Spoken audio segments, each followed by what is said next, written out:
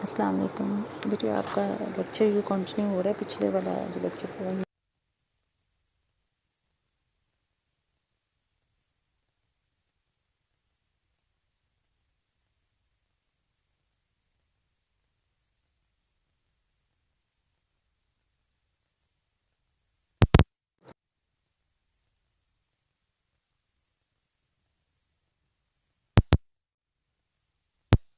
پچھلا lecture record جو کروایا تھا اس کے اندر میں نے بتایا تھا کہ جو میجر کنٹریز ہیں ان کے ساتھ کیا کیا تعلقات کس قسم کے ہیں۔ سعودی عرب تھا، اس میں افغانستان اور ایران تھا۔ ابھی اور کسی ایک اور بک میں سے مجھے 3 اور کنٹریز کے ساتھ بھی ملے ہیں، تو وہ بھی امپورٹنٹ ہیں۔ ترکی کے ساتھ ہے، اس میں عراق اور انڈونیشیا کے ساتھ، تو یہ میں ابھی آپ کو یہ کروا رہی ہوں اس لیکچر میں۔ ترکی جو ہے وہ قدیم ترین ایک جو ہے برصغیر مسلمانوں کے عوام جو ہیں وہ ترکوں کے ساتھ ایک پرانا ایک ان کا مذہبی، روحانی اور سیاسی رشتہ ہے۔ خاندان غلامان جو ہیں وہ ترک تھے اور مغل بھی ترک تھے، اور بیسیکلی ترک جو ہے واحد مسلم کنٹری تھا جو مسلمانوں کا، جس کے اندر سعودیہ وغیرہ اور یہ سارے ممالک باقی کے شامل تھے۔ ایک بڑا ایریا تھا جس کے اندر جو ہمیشہ سے مسلمانوں کی روحانی سرگرمیوں کا مرکز رہا ہے۔ تو جنگ طرابلس، جنگ بلقان اور عالمگیر جو جنگیں تھیں، ان موقعوں پر بھی جو برصغیر پاکستان کے مسلمان تھے انہوں نے اپنی سپورٹ یا دلی ہمدردیاں جو ہیں وہ ترکی کے ساتھ رکھیں، اور جو زخمی ہوتے تھے جنگوں میں ان کے لیے مرہم پٹی کے لیے باقاعدہ میڈیکل ٹیمز جو ہیں وہ یہاں برصغیر پاک و ہند سے مسلمان جو ہیں وہ اپنا ٹیمز ان کو بھیجتے تھے، جس میں زیادہ تر ساز و سامان حلال امر کے حوالے سے بھیجا جاتا تھا، اور میڈیکل ٹیم جو ہے وہاں پر پٹیاں کرتی تھی، زخمیوں کو دیکھ بھال جو ہے ان کی کرتی تھی۔ اور مسلمانوں نے خلافت عثمانیہ کے تحفظ کے لیے پیچھے جب فرسٹ چیپٹر پڑھا تھا اس میں ہم نے ڈیٹیل پڑھی تھی کہ تحریک خلافت بھی اسی مقصد کے تحت چلائی گئی تھی کہ مسلمان اپنے مقامات مقدسہ کی حفاظت کرنا چاہ رہے تھے۔ پھر معاہدے قیام پاکستان کے فوراً بعد ترکی نے پاکستان کو جلدی تسلیم کر لیا، اور دونوں ملکوں کے درمیان پہلا معاہدہ جو ہے وہ 28 جولائی 1951 کو ہوا، جس کے تحت پھر طلباء ایک دوسرے کے ملکوں کے جو تھے آپس میں وظائف کے اوپر جاتے تھے، وظائف حاصل کرتے تھے، اور ایک دوسرے کے کنٹریز میں جا کر وہ تعلیم حاصل کرتے تھے۔ دوستی اور تعاون کا دوسرا معاہدہ 1952، پہلا 1951 کو ہوا، دوسرا 1952 کو ہوا۔ جو دوسرا معاہدہ ہوا وہ دفاعی ضروریات کو پورا کرنے کے لیے تھا اور ترکی کی خواہش اور مشورے پر کیا گیا تھا۔ پھر 1955 میں جو ہے وہ ایک اور معاہدہ ہوا جو بغداد میں کیا گیا، جو بعد میں سینیٹو کہلایا۔ اس کی ڈیٹیل پھر دفاعی معاہدے اینڈ والے جو ٹاپک ہے اس چیپٹر کا اس میں ایک پڑھیں گے۔ تو اس معاہدے سے پاکستان اور ترکی کے درمیان تعاون بڑھا، اور دونوں ملکوں کی فوجی مشقیں جو ہیں ان دونوں ملکوں نے کہ فوجیوں نے ان فوجی مشقوں میں حصہ لیا۔ یہ معاہدہ 1979 تک چلا۔ اس کے بعد پھر پاکستان، ترکی اور ایران تینوں کنٹریز نے RCD بنائی تھی، جس کو RCD اقتصادی تعاون کی تنظیم، جس کو RCD کہا جاتا ہے، وہ بنائی۔ یہ تنظیم بھی دوستانہ تعلقات کی وجہ سے تھی۔ پھر کشمیر اور قبرص، جیسے پاکستان کا باہر سے کشمیر کا ایشو ہے، ایسے ہی جو ترکی ہے ان کا قبرص پر ایشو تھا۔ قبرص جو ہے وہ اس میں 1/3 آبادی ترکوں کی تھی اور باقی جو وہ یونانی ترک تھے۔ کچھ جو ہے وہ قبرصی ترک تھے، کچھ یونانی ترک تھے۔ شروع میں یہ حصہ سارا جو ہے یہ ترکی کا حصہ ہی تھا، لیکن بعد میں یہ والا جو ایریا تھا قبرص کا، یہ انگریزوں کے قبضے میں چلا گیا۔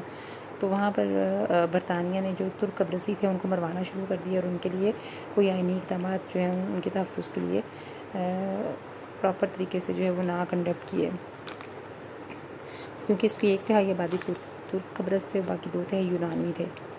تو یونانی آبادی جزیرے کو یونان میں شامل کرنا چاہتی تھی۔ بعد میں شروع کے دنوں میں تو قبرصیوں کے جو سیاسی اور سماجی مفادات ہیں ان کا خیال رکھا گیا، لیکن بعد میں پھر جو یونان، کیونکہ قبرص جو ہے وہ ترکی کی نسبت یونان سے زیادہ قریب تھا، یونان سے فاصلے پر تھا، ترکی سے زیادہ قریب تھا، تو اس وجہ سے یونان جو تھا وہ اس کے اوپر اپنا قبضہ جمانا چاہتا تھا۔ تو قبرصی مشترکہ حکومت جو ہے اس کا صدر ایک پادری تھا۔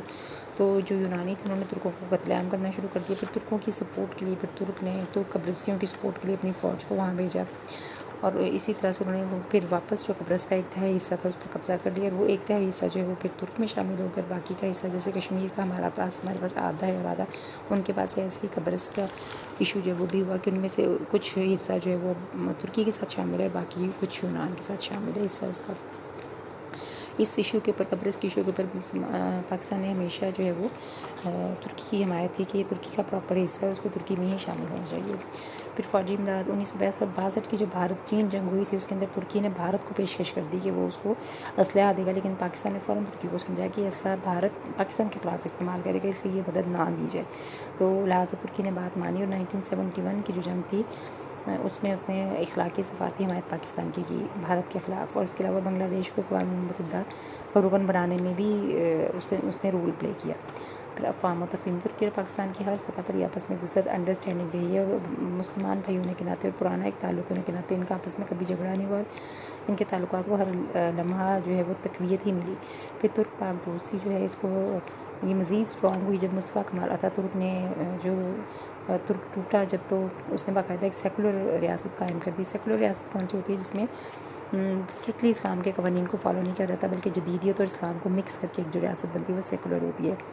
2002 میں استنبول میں ایکو کا اجلاس ہوا، جس کے اندر اقتصادی تعاون کے کئی معاہدے طے پائے، اور اس کے وقت کے 2003 میں ترک وزیر خارجہ عبدالگل نے بھی پاکستان کا دورہ کیا، اور اس طرح 2005 کا جو زلزلہ آیا تھا اس میں ترکی نے اسپیشل ہیلپ کیا پاکستان کو، اور 2008 میں خاص طور پر جو فوجی ساخت کے بحری جہاز ہیں فوجی حوالے سے، وہ F-16 جو ہیں وہ بھی اپ گریڈ کرنے کے لیے جو ہے ان کو بہتر بنانے کے لیے انہوں نے پاکستان کے ساتھ تعاون کیا، اور ہر سطح پر تجارتی اور ثقافتی اور دفاع کے حوالے سے انہوں نے مسلمانوں کے ساتھ تعاون کیا۔ اگلا ہے کنٹری عراق۔ عراق جو ہے وہ عثمانی سلطنت کا ہی ایک صوبہ تھا، جیسے ترکی کے اندر یہ شامل تھا، لیکن بعد میں پہلی جنگ کے دوران ہی حجاز کے جو عرب گورنر ہیں انہوں نے ترکوں کے خلاف عربوں کی بغاوت کی قیادت کی، اور اس طرح انہوں نے شاہ فیصل کو انگریزوں نے عراق کا بادشاہ بنا دیا۔ اب انہوں نے ایک مسلمان کو ہی عراق کا بادشاہ بنایا عرب کو، لیکن اندر سے وہ اقتدار جو ہے وہ ابھی تک انگریزوں کے قبضے میں ہی تھا۔ تو اس چیز کے اوپر اسٹینڈ لیا گیا، اور مسلم لیگ جو ہے انہوں نے اسپیشلی اس کی شدید مخالفت کی۔ انہوں نے کہا کہ چونکہ عراق جو ہے جزیرۃ العرب کا حصہ ہے تو اسے غیر مسلم حکومتوں کے حوالے نہیں کرنا چاہیے، بلکہ مسلم حکمران ہونا چاہیے، اور اس طرح سے مئی 1941 میں برطانوی فوج نے عراق پر قبضہ کیا، اور برصغیر مسلمانوں کو اس کا بہت دکھ ہوا۔ پھر بعد میں عراق اور پاکستان کے درمیان سفارتی تعلقات قائم ہو گئے۔ پھر ایک بغداد پیکٹ ہے جو بہت امپورٹنٹ ہے، 2 اپریل 1954 کو پاکستان ترکی کے درمیان دوستی کا ایک معاہدہ عمل میں آیا، جس میں ایک شق دفاع کی بھی تھی۔ پھر اس کو بغداد پیکٹ کا نام دیا گیا، جس میں ترکی اور عراق کے درمیان 24 فروری 1955 میں دفاعی معاہدہ ہوا، اور پہلے ترکی اور ایران نے ہوا تھا، پھر اس کے بعد ستمبر میں پاکستان نے بھی اس معاہدے کی رکنیت حاصل کر لی، لیکن بعد میں اس دفاعی معاہدے سے عراق نے کوئٹ کر لی اور علیحدگی اختیار کر لی۔ پھر اگلا ہے عراق اردن فیڈریشن۔ شریف حسین آف مکہ کے بیٹے فیصل کو عراق کا بادشاہ بنایا گیا، ایک کو عراق کا بادشاہ بنایا گیا اور دوسرے بیٹے کو اس کے عبداللہ کو اردن کا تخت دے دیا گیا تھا۔ 2 جڑواں ہاشمی ریاستیں وجود میں آ گئیں۔ اردن اور عراق کی سرحدیں جو کہ آپس میں ملتی جلتی تھی، لہٰذا ان دونوں کی ایک فیڈریشن قائم ہو گئی، اور اس فیڈریشن کا وزیر اعظم شاہ فیصل کو صدر اور شاہ حسین کو نائب صدر بنایا گیا۔ تو بغداد اور عمان کو سال 6 ماہ کے لیے اس فیڈریشن کا دارالحکومت بنایا گیا۔ پھر فیڈریشن کے دونوں حصوں میں الگ الگ وزارتیں قائم ہونا پائیں، اور یہ وفاق صرف 5 ماہ تک لیکن برقرار رہا، اور اس کے بعد جنرل عبدالکریم نے اس کا خاتمہ کر دیا، اور پاکستان نے نئے وفاق کے قیام اور ٹوٹ جانے دونوں کو خاموشی سے مان لیا۔ جب قیام ہوا اس کا اور جب ٹوٹی یہ دونوں، تو انہوں نے اس کو پاکستان نے اس کو تسلیم کیا ایز اٹ از۔ پھر ان کے ساتھ مذہبی اور تہذیبی رشتے عراق کے ساتھ ہیں، کیونکہ وہاں کے بھی یہ عبدالقادر جیلانی کا روضہ مبارک بغداد میں ہے، اور وہاں پیر ہندی کے نام سے وہ مشہور ہیں۔ فقہ جعفریہ کے بھی بہت سارے پیروکار وہاں پر ہیں، اس وجہ سے بھی ایک برادرانہ تعلق ان کے ساتھ قائم ہے۔ پھر ثقافتی تعاون بھی ان کے ساتھ رہا ہمیشہ سے۔ 1963 میں دونوں ملکوں کے درمیان ثقافتی معاہدہ جات ہوئے، جس کے تحت فنکار، اداکار وغیرہ جو ہیں ایک دوسرے کے ملک میں آتے جاتے تھے۔ پھر اگست 1966 میں جب غزہ کی وبا پھوٹی تو پاکستان کی ایک میڈیکل مشن نے عراق کا دورہ کیا، اور وہاں پر باقاعدہ انہوں نے ادویات دی، اور بڑھ چڑھ کر ان کے لیے جو پاکستانی کارکن تھے انہوں نے ان کے لیے کام کیا۔ اس طرح پاکستان کے اندر صنعتی منصوبوں کی تکمیل میں عراق نے نمایاں کردار ادا کیا، اور جب اسرائیل نے عراق کی ایٹمی تنصیبات کو تباہ کیا تو پاکستان نے اس کی مخالفت کی۔ پھر عراق ایران جنگ جو ہے شط العرب کے سوال پر ستمبر 1980 میں عراق اور ایران دونوں برادر کنٹریز کے درمیان لڑائی شروع ہوئی، بہت خون خرابہ ہوا، اور اس کو بند کرانے کے لیے پاکستان کے اس وقت صدر جنرل ضیاء الحق تھے 1981 میں، انہوں نے بہت زیادہ کوشش کی، اور رمضان کے تقدس کی خاطر انہوں نے جنگ بندی آخر کر لی 1 ماہ کے لیے، لیکن اس کے بعد پھر چھوٹی موٹی جھڑپیں جو ہیں وہ ہوتی نہیں۔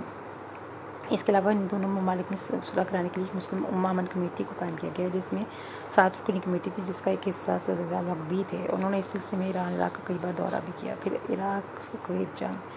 عراق اور ایران کی جنگ جیسے ختم ہوئی 1998 میں، تو عراق $65 ملین کا مقروض ہو گیا، تو کویت جو تھا وہ ایک نیبرنگ کنٹری تھا، اس کو بہت زیادہ تیل کے کنوؤں کے لیے مشہور تھا، اور وہاں پر تیل کے لیے ایک طرح سے وہ ایک سونے کی حیثیت رکھتا تھا، اسی وجہ سے عراق نے اس پر قبضہ کر لیا، لیکن اس قبضے کو سارے مسلم کنٹریز جو تھے انہوں نے کنڈیم کیا، انہوں نے اس کے پر لعن طعن کی، اور صدام حسین جو تھا اس نے پھر 2 اگست 1990 کو کویت پر فوجی کارروائی کر کے جب اس نے پہلے قبضہ کر لیا، اس کے اوپر اس پر لعن طعن ہوئی، تو پھر آخر اس نے جو ہے جو 20 ملکوں کے صدر تھے مسلم ملکوں کے، انہوں نے کانفرنس بلائی، انہوں نے آخر جو ہے وہ منا لیا ہے اس کو کہ وہ اپنی فوجیں جو ہے وہ یہاں سے واپس بلائے عراق سے، پھر اس نے اپنا عراق سے جو ہے وہ اپنی فوجوں کو کوئٹ کر لیا۔ پھر اتحادیوں کی عراق پر جاری ہے۔ یہ جو سلامتی کونسل کے ممالک تھے انہوں نے الٹیمیٹم دے دیا کہ صدام حسین سے اپنی فوجیں کویت سے نکالے، لیکن جب اسے نہیں نکالی تو ان 20 کنٹریز کے ملکوں نے اپنی فوجیں وہاں بھیج دیں، اور اس طرح فوجی کارروائی اور مقدس مقامات کی حفاظت بھی خطرے میں پڑے گی۔ پاکستان نے اپنی سپاہی صحابہ جو تھیں وہ بھیجیں اور سعودی کمان میں دے دیں کہ وہ مقامات مقدسہ کی حفاظت کریں۔ پاکستانی وزیر اعظم نواز شریف نے اپنی جان کی پرواہ نہ کرتے ہوئے بھی اس وقت وہاں کا دورہ کیا جب یہ بہت زیادہ حالات خراب تھے جنگ اور عراق اور اس کی کویت کی جنگ کی وجہ سے۔ تو آخرکار یہ 20 اتحادی ملکوں نے عراق کو گھٹنے ٹیکنے پر مجبور کر دیا، اور آخرکار وہاں جو ہے وہ اس نے اپنی کویت سے نکلنے کا پلان کر لیا۔ اس کے بعد پھر باقاعدہ امریکہ نے اس چیز کو کلو بنایا اور انہوں نے کہا کہ یہاں عراق کے پاس ایٹمی ہتھیار ہے، حالانکہ ان کے پاس روایتی ہتھیار پہ کچھ بھی نہیں تھا، لیکن پھر بھی 2003 میں برطانیہ نے عراق پر حملہ کیا۔ 2003 میں صدام حکومت ختم کر کے اس کو باقاعدہ پھانسی پہ لٹکا دیے گئے۔ اچھا، اگلا جو کنٹری ہے وہ انڈونیشیا ہے۔ انڈونیشیا آبادی کے لحاظ سے سب سے بڑا ملک ہے، 3000 جزیروں پر مشتمل ہے، اور اس کو مجمع الجزائر کہا جاتا ہے۔ اس مطلب کہ جزائروں کا مجموعہ۔ یہ بحیرہ ہند اور بحر الکاہل کے درمیان 3200 میل تک پھیلا ہے۔ اس کا پرانا نام شرق الہند تھا۔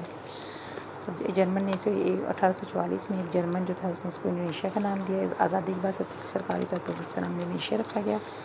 ڈچ دور حکومت میں دارالحکومت کا نام بٹاویا تھا، جو بعد میں جکارتا رکھا گیا۔